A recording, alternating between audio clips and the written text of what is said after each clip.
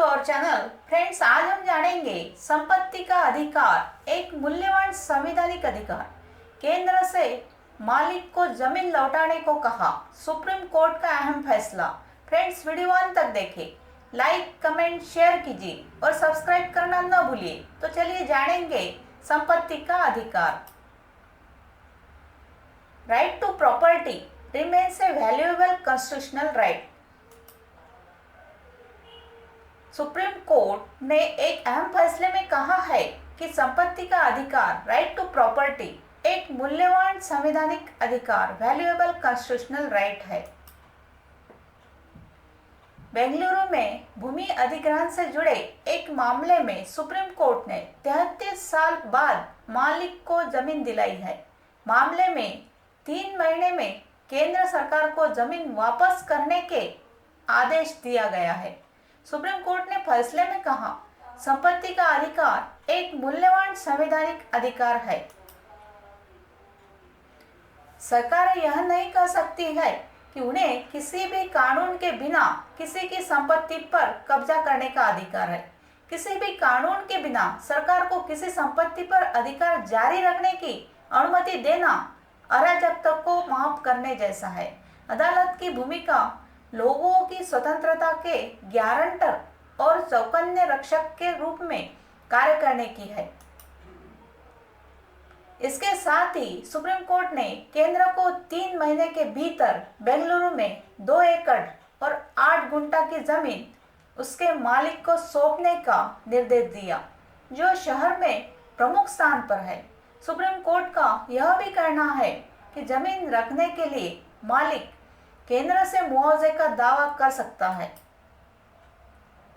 अदालत ने कहा है कि अगर मालिक मुआवजे के लिए मध्यस्थता पर आगे बढ़ता है तो इसे 6 महीने के भीतर तय किया जाना चाहिए। पीठ ने केंद्र को कानूनी कार्यवाही की लागत के लिए मालिक को 75,000 रुपए का भुगतान करने का निर्देश दिया है।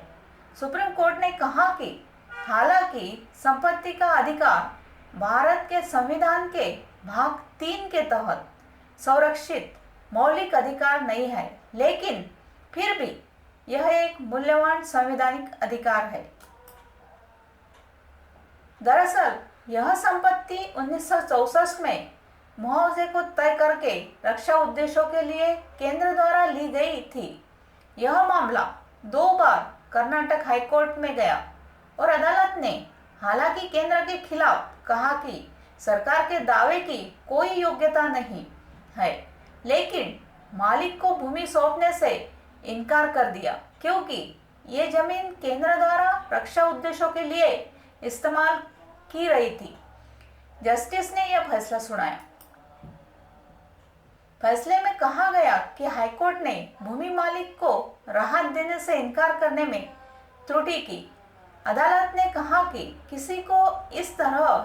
इस तरह से किसी को संपत्ति से दूर रखने के लिए 33 साल भारत में भी एक लंबा समय है, इसलिए यह अब राज्य के लिए खुला नहीं है। अपने किसी भी रूप कार्यपालिका, राज्य एजेंसियों या विधायिका, इनमें यह दावा करने के लिए कि कानून या संविधान को अनदेखा किया जा सकता है या अपनी सुविधा पर अनुपालन किया जा सकता है, चाहे यह संघ हो या कोई राज्य सरकार। किसी दूसरे की संपत्ति कानून की मंजूरी के बिना उस पर कब्जा करने के लिए अनिश्चितकालीन या ओवरराइडिंग अधिकार है। यह अराजकता को माफ करने से कम नहीं है। अदालतों की भूमिका लोगों की स्वतंत्रता की गारंटर और चौकन्ना रक्षक के रूप में कार्य करना है।